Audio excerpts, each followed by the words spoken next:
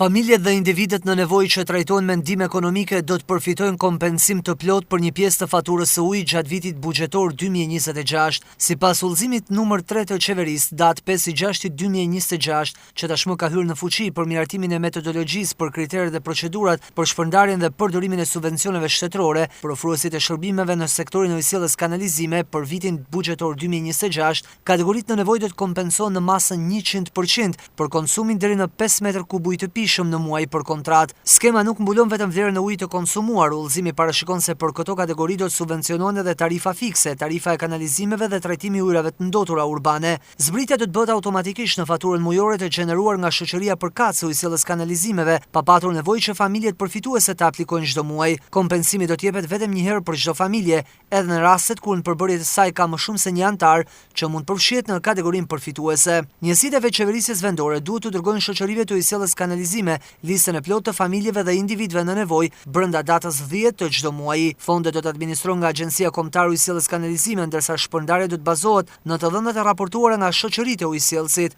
Udhëzimi përcakton se vetëm shoqëritë që kanë nënshkruar kontratë performance me AKUK kanë të drejtë të rimbursohen nga fondi i subvencionit. Megjithatë, edhe shoqëritë që nuk kanë nënshkruar ende kontratën e performancës janë të detyruara të aplikojnë zbritje 100% për kategoritë në nevojë. Në këtë rast, kostot do të mbulohen nga veç shoqëritë deri në momentin kur ato të bëhen të ligjshme për të përfituar rimbullsim.